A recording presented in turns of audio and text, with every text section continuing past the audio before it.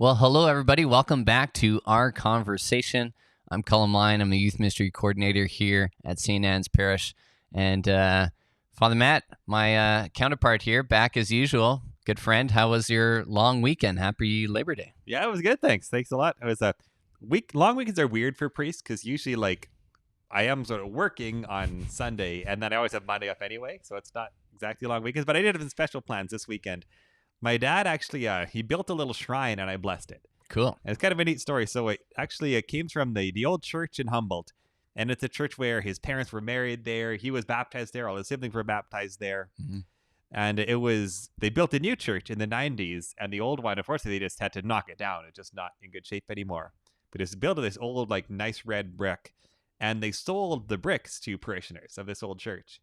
And so my dad bought a bunch of these bricks, and he had this plan, really since the 90s, to build a little grotto in our backyard. And so he finally did it. It's really nice. He had a really nice Mary statue, and then used these bricks to build a grotto and put Mary inside. And so I went out yesterday and I blessed it, and then we had dinner with the family. Cool. So yeah, it's a nice long-term project, really neat thing that we got to do. It's like another one of these, what I maybe am calling COVID free time projects that people are getting to because, not doing some other stuff. Finally, we're knocking through some of our project lists. Yep. Well, that's awesome. We have, my mother-in-law blessed us with about a 4 or 5 foot statue of Our Lady of Fatima. I'm sure you've seen in my house. She eats dinner with us, hanging out in the kitchen and living room. And it's wonderful, beautiful, but we don't have a great place. So it's been on our list of some point, a little backyard, little grotto. This Mary would have a proper place because her hanging out beside the couch. Yeah, maybe if he has spare bricks or at least send me his plans, we'll get there. But that's cool. Did he put our big thing why my wife is hesitant right now is if we can't weather protect the statue, is it going to get destroyed? Do you put behind plastic or something? Or what do you His is open, but I think he bought a statue that's meant to be outdoors. Oh, okay. Because some are designed and some are not. That's a good point. Oh, okay. That's true. Yeah. Plexiglass has gotten very expensive now. It's not a good time to buy plexiglass for obvious reasons now. That's a COVID loop right there. Yeah. I never thought of the long weekend for priests. Essentially you said in a very nice way, but you essentially are saying they're the worst. You're essentially getting screwed because you don't truly get a long weekend. Not only that, but the best thing about having Mondays off is when you're out in the city and in normal times at least, everything is open. And everything's available because everyone else is at work. All the stores and stuff are open. Do your errands and your hangout shopping. Awesome. Oh, yeah. Then long weekends, everything is closed and everyone is out. So it's just they're the worst. So it's things I've never thought about. The life of a priest. This is the inside of Father Matt's life. The on our end is apparently we set a record. We're recording this Tuesday afternoon of the coldest morning, I think, for this date since 1917 or something crazy. It was -6, so we spent a lot of the day yesterday and the day before just kind of starting to bring in the backyard harvest, as it were, and wrapping some of our tomato plants that still need some more time, and squash and pumpkins. And yeah, I had a lot of just garden organic stuff I had to get rid of, and so they have those communal green bins you can take your leaves and your branches and stuff too, and we had trimmed a bunch of trees and whatever.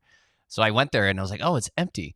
By the time I was done yesterday at 7:30 p.m., a good third of this massive communal green bin was filled from my yard. So it was just yours. Yeah, I thought, pretty much. Warman was doing it. I had to take multiple van trips with a tarp, and so I labored on my Labor Day. To which my daughter remarked, she's like, "Isn't the whole point of Labor Day not to work?" And so we had kind of a tangent Sabbath conversation, which was interesting. Nice. Yeah.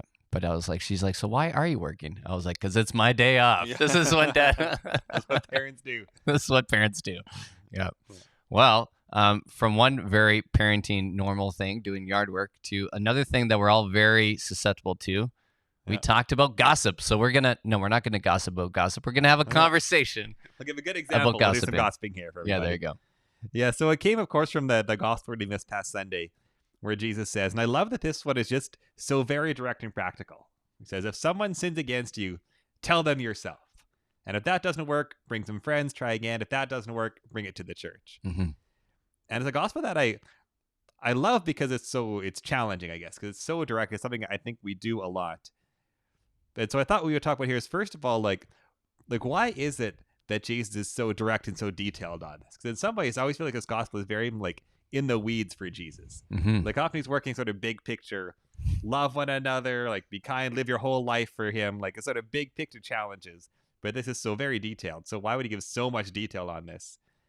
And then like why do we fall into it? And especially I did mention like within like church culture, gossip can be a real problem. So Yeah, we'll nonprofits. I think you quoted some study or something Yeah. saying you think it's worse than or more susceptible at a church than at a bank or something. Yeah, Wasn't that the line? nonprofits are more susceptible to gossip than like the corporate world. Yeah, that's So say the books. That's painful. Yeah, it really is. So first, yeah, so like why did Jesus care so much about gossip? And the frame that I took, and I thought we'll talk a little bit, is that there is part of this call to love, really. And Yeah. it's called especially to challenging love with a cost. So why is doing what Jesus says so darn hard? I guess. Why is it love with a cost? Let's start with the easy question. I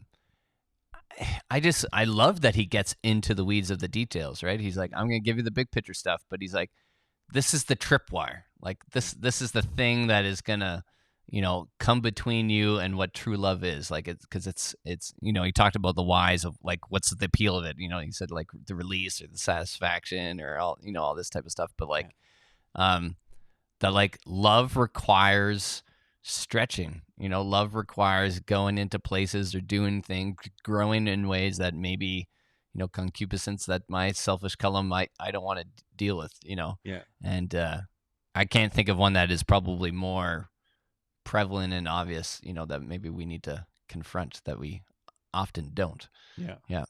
And I think too, and the reason that I can use this frame of love, because all of Jesus' teachings, they all come down to that, right? Practically loving one another well, is like, if I did do something that hurt you and I didn't know it, then your option when I've hurt you is, you can go the easy way, which is to complain about me to other people, which is the way of gossip. Or if you to come to me and say like, I don't like that you did that hurt, that was wrong, like that is hard, right? It's the love decision towards me. Mm-hmm. But it has to be loving to someone who's hurt you is that much more challenging, I guess. Yeah, it's that just love requires effort, requires there's a cost, there's a price. I mean, the ultimate cost, obviously, we see what Christ does on the cross, but like it also is an interesting way to evaluate. For me, I was thinking about when you do confront, not to use that in a very antagonistic term, but you confront gossip or a wrongdoing or speak it out, is it kind of to some degree shows what you think of that relationship. Yeah. Like and it's worth fighting for. It's worth fighting for. And I think you mentioned it somewhere there is, and really, if we're brothers and sisters in Christ, if we're called to love one another, shouldn't this type of thing be worth fighting for, right?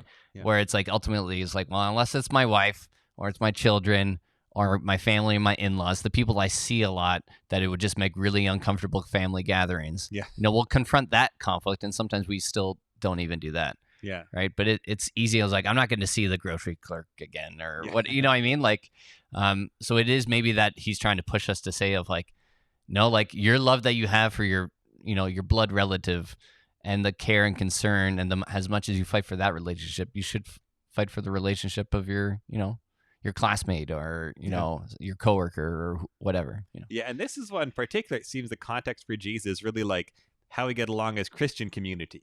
Because he ends up saying like, bring them to the church. So that kind of presumes we're all sort of in there together.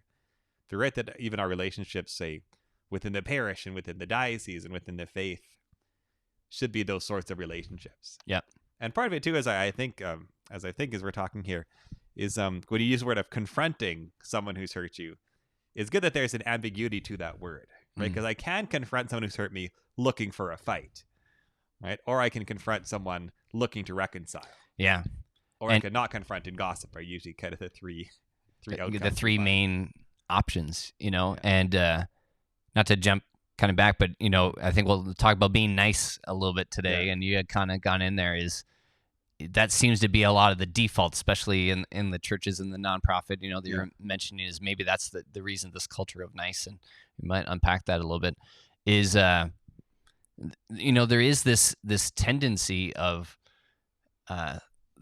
we have habits of confronting, and it's like, well, okay, well, confronting with love and charity and truth, well, yeah, that might be the right thing, but that's hard, and maybe I don't have lots of examples of how to do it specifically with my enemy. Yeah, yeah, Either situational or in a bigger sense of it. You know, and I don't really want to ignore because God calls me to love, and so it could be easy to slip to that third option, right? yeah, To say, well, we'll just veneer it. We'll just put a coat on how it's kind of okay, and we'll kind of skirt around it. yeah. And I did, I was telling you before we started to record is like, I don't know what to say other than a guy who's worked in the, church world for like a decade or two that, yeah, it's bad. Yeah, so, so gossip within, well, anyway, I'll talk a little bit. Yeah, gossip within the church world is a real problem. Yeah. I think, what you named, and it's real. And, I've also experienced some of the best places I've ever worked, the best cultures I've ever worked in, some of the best coworkers I've ever worked with have all been in church ministry, right? Yeah. But some of my worst experiences in a work setting have also been in the church world. The whole spectrum is there. But something that I will say, it's not the favorite place I ever worked, but the most honest place I ever worked was when I was a bartender. Oh, yeah. Yeah. To me, there was very little to no gossip. Maybe because we were so blunt and honest in our language that maybe we could have used a little dose of charity and mercy. But it was interesting that this culture sometimes of encountering gossip, I really didn't encounter till I got into church work compared to the bar, which I just, in my personal life, it was very interesting. Yeah, and I think that's part of it, right? Because if someone sort of like kids it the wrong way in the bar in a bank or corporate world, often there is more of an expectation of being direct. And even if you are like angry and respond in anger, that's also not a good thing, but it's not gossip, right? It's a different bad way of responding, I guess, when someone hurts you. Yeah, and I also, and maybe it was part of the work, I was a server and a bartender for a few years and working in that industry that it is really built around a culture of conversation. Oh, yeah. Right? It's like you come together, you break food, and you talk. That's so you even saw it in the workers themselves. And I mean, there was still conflict. I won't say there wasn't conflict, but in my place, there wasn't at least gossip. Everyone knew what everybody's problem was. It's out in the open. But it was also interesting that someone would come and order a drink or have a meal and sit at the table and freely share to me. Oh, yeah. And I'm like, you don't know me from a hole in the wall. And it was real refreshing, but it was almost like this was a space, and this space was understood of this is where we come and we share and we talk. And it was a bit of a beautiful thing that I'm not sure I appreciated at the time. And it's like, how do we maybe replicate that in other spaces, especially some spaces where we think we should do it better, frankly. And maybe back it's like, so why is it so much in church culture? And maybe for people who are watching who haven't worked in a church, like they're still part of a church community, and also I think within, I guess maybe Catholic schools, even within Catholic families, I think a lot of the same temptations are going to be there. And part of it is sometimes maybe we want to have this veneer of like everything is nice and there's not disagreements. So there's a fear of addressing them directly. And also I think like when I do go to someone and say like, look, this thing you're doing I don't think is right, this thing you're doing is hurting people, like even if you go in with nothing but love, that could still be a really difficult conversation. 100%. Right? People can still cry. People can still be hurt in those sorts of times. Totally. And so, so if we're worried about being nice, about this veneer of things looking good, it's hard to address those things well. And I think sometimes it can, at least in my experience of the church, like I worked with wonderful people who all wanted good stuff. They all came there. We're here to serve the kingdom and build it up, and we want to bring people together. But sometimes we can get off track, and maybe sometimes, and I love it, but it could be this sense of unity. We're brothers and sisters. So to acknowledge or to bring up division, right, seems like you're anti-unity. Like almost in that sense, like, hey, man, we have a good team meeting, and suddenly you're just going to bring up this issue? Like, I was like, come on, like we're all together. And so sometimes it could almost, I felt sometimes it was a sense of that, like you're breaking the whole, but again, at some point, this is where I pulled back, and I sometimes challenged myself, and others challenged me, was to say, we're lying, we're not whole. If there's wound, there's a wound that needs healing, and there's a pain, and ignoring a wound doesn't heal it. No, it's it festers, right? And that's where the gossip comes in, right? That if there is hurt and concern and anxiety and worry. And if it's not addressed directly with the person, it is going to like shoot out the side into a side conversation or a side email or a parking lot conversation. Or even in behavior. I think it was. Oh, yeah. I'll shout her out because I loved it. I don't know if she took it from somewhere else, but Erin McQuaid, who I really love, a lovely young adult in our community and serving a teacher in one of our schools. And I was leading a trip with her one time, and she was trying to talk about working with young people and connecting. And it was something Erin expressed about like it comes out sideways. To say like there's a pain in here, or there's like a cause, but it's coming out sideways, right? It's coming out, it's twisting, and it's now, we're experiencing it, in another way. Yeah, I would say it's not just kids that do that. No, 100%. That was just the context of where it was coming from. And not that I've encountered that before, but I just really loved how she had described it that way. Yeah. I was like, yeah, something happens, there's an initiator, and then, there's a pain or a wound or a conflict, and it leads off to something sideways. And you were just saying about even meetings. I've worked in multiple churches and dioceses and spaces where sometimes I notice when a culture, a community, when it was fractured or in pain, was sometimes when I felt, for whatever variety of different reasons, that people no longer felt safe. Yeah. And in the context of where I was, it was nothing physical. Yeah. But it was more maybe like an emotional vulnerability. Yeah. Right. Or maybe even job security potentially. I can't speak for all the people, but I noticed sometimes you would have like a meeting and something would come up, and I was like, I know you have an issue about this. Yeah. And someone wouldn't say something, and I've been in that space myself, to be honest. And they were like, why didn't you say something? And then you have like the side meeting in somebody's office or whatever. And I think it's because there's a sense of the culture is like they don't feel safe to share. Yeah. Either they're not going to be listened to, they're going to be ridiculed, or they're just going to be bulldozed. Yeah. And I think you got into here a little bit later, whatever, that sense of like there is a responsibility kind of on both fronts. Yeah. So the one on the receiving end of the difficult love, like is the responsibility, to receive it well and with understanding, and to see that as coming from love. Yeah. And also even to initiate conversations too. And I had, a few experiences, but one for sure that I can remember, 8-9 years ago, a long time ago now, with a past manager, where there was kind of a wounding and a hard relationship that I was kind of connected to. And there was, problems and grievances kind of on both sides. Mm-hmm. And it was kind of like dealt with. And then my manager was like, no, we need to have like a conversation with all the parties. And everything in my body was like, please God, I don't want to do this. Like, let's just move on. Yeah. Like, been there, done that. And I was like, if I literally said, if you want me to be there, I will be there. Yeah. Because it's my job. No other reason. I was straight up. I was like, just so you know, like, that's how I'm coming. Yeah. I'm coming because, I don't want to get fired if I don't come, type of thing, or whatever. But not that was, expressed, but just I did not want to be there. Yeah. And my manager was very clear on saying, like, no, this is the loving action. We need to understand all parties. Like, what led to this? Why are things being said, right? Is things coming out sideways? And that's the love that costs, right? That's taking the hard step of love. And it costs, like I was in that meeting. I mean, all these parties, none of us worked together or worked in the same place for years and years and years, right? So it's pretty safe to say. But like, I was in a time where like some very hurtful things were said in that meeting. Oh, yeah. Basically like, basically to say like, I've written you off. Like, I have no respect for this stuff. Wow. And I was like, okay, I had to sit there and kind of take it. But I was like, well, I clearly know where you stand, and I've heard you and understood. And I did get context of like, sometimes where we pain people or people take, conclusions, I at least knew what caused them. Yeah. Or before I didn't.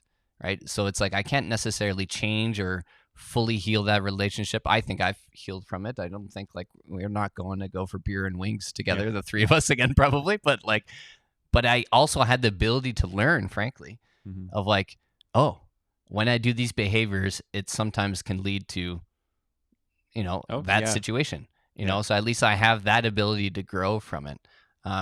So it was a loving conversation and a loving action for my boss to force that conversation that I wanted nothing to do with. Yeah. Yeah.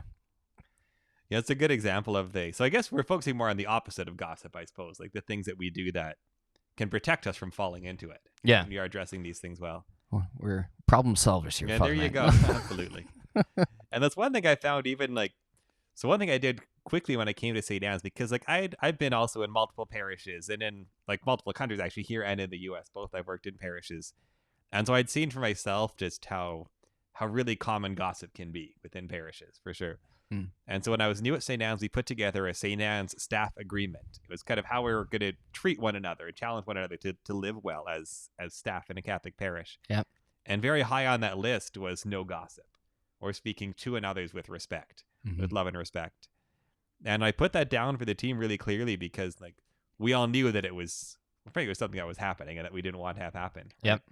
And since then, I found just having it in front of us regularly, like I think we have a really positive culture that way amongst our staff here. Yeah. Although one thing I do, where this is me calling myself out, where I know that I am not good now, is gossiping about like other priests and other parishes. That's if we go anywhere, that's where we go, whether we shouldn't be. Yeah, we've got ways to go on that too. I was like, and we all have habits of that. You can do families, sitting with families, and are you gossiping or are you judging other families? Sometimes, like, I mean, we're not perfect. There's clearly room to grow. But I was just talking to a colleague right before we got here, and I said, like, honestly, I think our culture is pretty good here. And I don't know, 10 years ago, 11 years ago, I don't know if it's always been this way, but I do remember that was prevalent on that form. And I even appreciate that to be like, okay, just because it's on a piece of paper that I signed doesn't mean I'm never going to gossip. Right. But it does give us a rooting of to say, like, we can come back to this. We can hold itself accountable, like you could say, or someone could say like, hey, we said we weren't going to do this, right? Yeah. Like this is a priority. And I often think sometimes of, and maybe I'm presenting something for us to think about, is going back to like, why does gossip happen? But also like in terms of even in the church world and this, we think of the nice culture of is what can we do, even though it is a very individual kind of accountability and challenge that, Jesus gives kind of in the homily, is there is a bit of a corporate responsibility, like how are we running staff meetings, right? Like how are we engaging with parishioners, that people feel free, like how do we welcome people in this parish that they feel if they have a disagreement, they feel they can come to you, right? Or just go to Tim Hortons and then complain about Father Matt and the parish staff who don't understand. I mean, that might happen. I don't know. But I hope that we can take steps that people know if they have a concern that they've been heard, right? And that was going on to the responsibility on both ends is, that we're willing to have hard conversations and people are willing to experience it and appreciate that maybe that it ultimately, maybe it, I think sometimes maybe it's building trust, can be a way to subdue gossip, I think maybe. Yeah, no, that's a really good point. And that's one I think would apply not only to parish life, but like any workplace, or I assume in families too. Like it's if a wife knows like my husband is not going to hear me if I bring this up, like that's clearly not going to build a healthy relationship, right? Yeah. Or if the kids don't feel like they can bring up things to their parents. Like, I think everywhere, especially for those of us who are in the positions of authority, where you really need to be able to do that, to create that sort of openness that if I do hurt somebody deliberately or not, that they can trust that when they come to me, I'll accept them with love and respect. Yeah. Yeah. And it's, again, this whole love is a challenge, right? So I think of examples of, being in a men's group, is the ability to kind of, hear some formation. And sometimes we share and are challenged. But to say like, okay, this is not a place for me to air my grievances about my spouse or my family, but it could be a place to say like, this is a pain I'm encountering and I need you guys to pray for me or to understand. And sometimes there's been challenges to say like, you need to go do this. Yeah. But I've always had it in my brain of like, I'm either going to share something that, is related, not that I'm hiding it from my wife or this, but to say like, I need help from someone outside of my own family, right? That I have this accountability. But I went back to a conversation I had back when I lived in Alberta years ago with someone else who was working in the church. And we just had a bit of a mentor relationship and, we'd go for coffees and share. And I did it with lots of different people and lots of people did it for me. And I'm very grateful for it. But this was one occasion where someone began sharing something that I legitimately didn't feel comfortable with. Oh, okay. Because I was like, I feel like you got in there a little bit of the idea of like, they needed release or they needed satisfaction of that. I could tell they were not comfortable talking to their loved one about it. Oh, okay. So they were going to talk to me about it. And I had to like, there was one meeting, and the next time we met, I had to like stop because it took me 2 times to get, the courage to kind of say like, I was like, this is not a conversation that needs to happen with me. Yeah. I was like, you need to have this with your loved one. And that was hard. That was challenging. I feel really awkward doing it, but it was like, I was like, okay, this is the loving It is thing. both to that person and their spouse. Yeah. Yeah. And that is a challenge with Gosh if I get that I didn't get into here, but I was thinking about it, is there are times like when I just don't know what to do with somebody, right? I don't know the best way to approach this person. And so sometimes like I feel like there is an appropriate way to, in safe places, have a conversation with somebody. But there's a difference to it of having that third party conversation. Is it done in love? And is it geared towards bringing my concerns to this person? Or am I just avoiding bringing my concern to the person? Right. Yeah. And I think it could be also, is intent the right word? Of like when you're doing it, of like, it could be a fine line. You say maybe the same thing that in another occasion would be gossip, but in this sense, it's like you're trying to seek counsel or trying to seek understanding, or it could be a relationship of like, I need you to understand the pain that I'm in. Yeah. Right. I don't need you to solve it. I don't need you this, but I need that pain to someone be shared. Right. So, but it's a very fine line sometimes of what the intent is. And I've even noticed sometimes my wife and I will have conversations, and I was like, this is no longer like comforting or counsel. This is now become ranting. Yeah. And sometimes the conversation can start in a good space and not end in a good space. Yeah. Which is dicey. It's tricky. You can kind of fall into it. Yeah, absolutely. So maybe the one last thing to mention before we close is we have these last words of Jesus where he says, like, first talk to the person yourself, then bring a friend, then bring into the church, and if they won't listen to the church, treat that one like a Gentile or a tax collector. Write them off. No, that's what I'm talking about. It's kind of what it sounds like, except, of course, what did Jesus do to Gentiles and tax collectors? He reached out to them. Yeah. But then I tried to say there's really 2 truths there. Like the one truth is, say, he doesn't write them off. Like he still loves them, reach out to them. Mm-hmm. But he also doesn't pretend that they're okay when they weren't. He doesn't overlook the sin. And so another danger I think we have in our sort of nice communities is sometimes overlooking sin that's there, or overlooking hurt that's there, or sometimes just like being a doormat, letting someone just hurt us and hurt us and hurt us again, because somehow we think that that's what our faith asks us to do. Yeah, and it's a challenge, for us. I see your line here that it says, don't settle for false peace. Yeah, and it's interesting. I've been in a lot of churches or parishes, and even when I worked at the diocese, just consulting and visiting different parishes, to kind of help them out with stuff. And the parishes that were thriving didn't have false peace. They're still, I remember working with a youth minister who at the time I thought was the best youth minister of the diocese, was killing it. And we would sometimes go for lunch once in a while.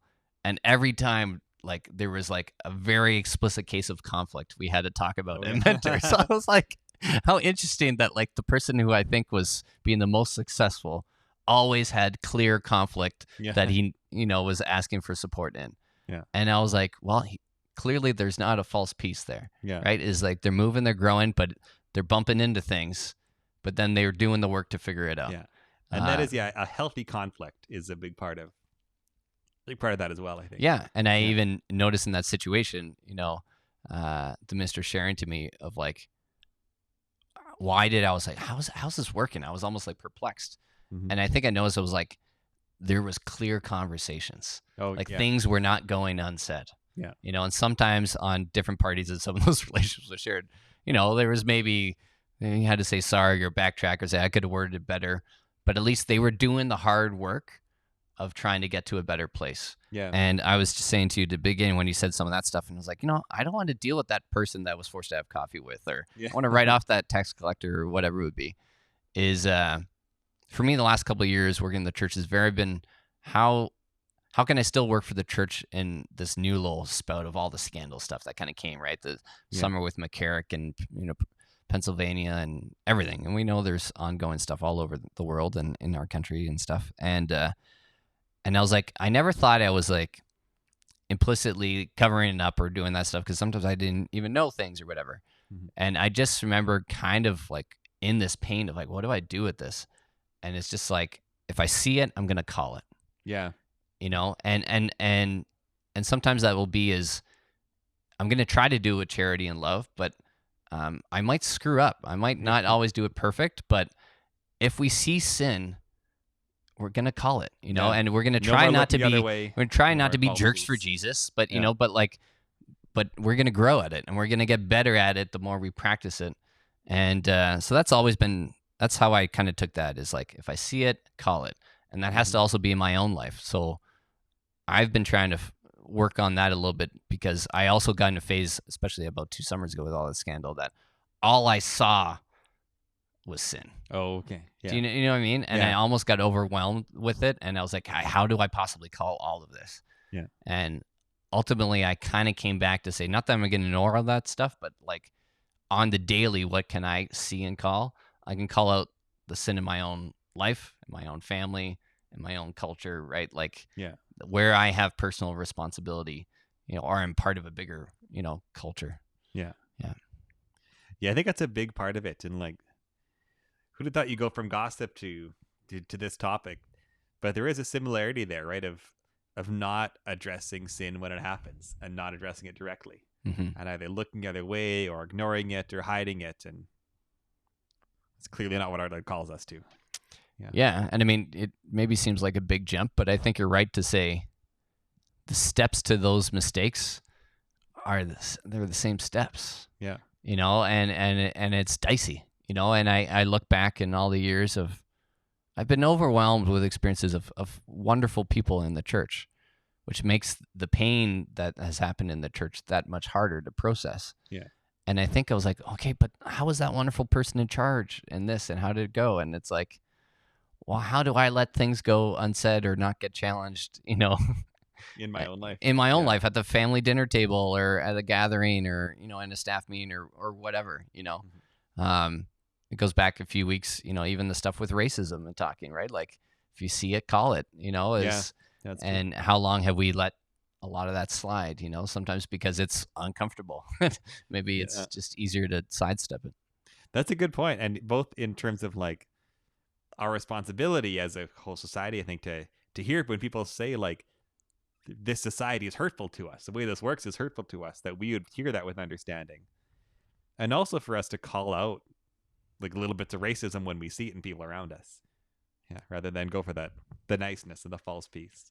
Yeah. And it's going to be small little mini conversions, and it could be simple little words or actions, or even, my parents used to tell me, even going to parties, if you don't feel comfortable or in a good space, like, leave the party, leave the room. Like, so we do that so much as parents or as ministers, talking to teenagers about building personal responsibility and integrity. Well, we got to make sure we're practicing that own muscle, right? Like, if I'm part of a group chat that I'm not comfortable with, or, and again, I don't think it happens tons here, but if there is sometimes of like, this is not a conversation I want to be part of, right? Is twofold. Is like, I can leave the room, but maybe the more courageous thing is to say, ladies and gentlemen, I don't think we should be doing this, to and speak the truth in love. Yeah, exactly. It's a good challenge for all of us, I guess. There you go. Yeah. So, do you think we chatted about gossip without gossiping about gossip? I don't think we did any gossiping. I don't think we did. I think we pulled it off. We can start now. Stop the record button. No, we won't do that. And I'm excited because we're, as we pray and reflect on the gospel, sometimes as a staff for our staff meetings for the week up, I think this flows really well into what's coming next weekend. So stay tuned. Forgiveness next weekend. Yeah, forgiveness. So we'll see how that all builds off each other. It's like the Lord knew what he was doing, How about that? Yeah, it's shocking. It's amazing. Well, I think we'll wrap it there. Yep. Sounds good. If you see it, call it. But remember, what did St. Augustine say? Love and do what you want. It's harder than it sounds. But praying for you guys. Hope you're all well. Please feel free to comment, share in the conversation with us. Where have you maybe experienced this? Maybe steps you found that have helped maybe not, continue gossip or stop gossip in your culture or your families. We'd love to hear anything that has worked for you. And I know on my heart, and probably Father Matt's heart, and all staff, is we're praying for a lot of families and students. We know schools starting. Yeah, so teachers, administrators, all lots of you guys. going on there. So we'll continue to be praying for all of you guys, and hope you're well. And well, I guess we'll see you next week. All right.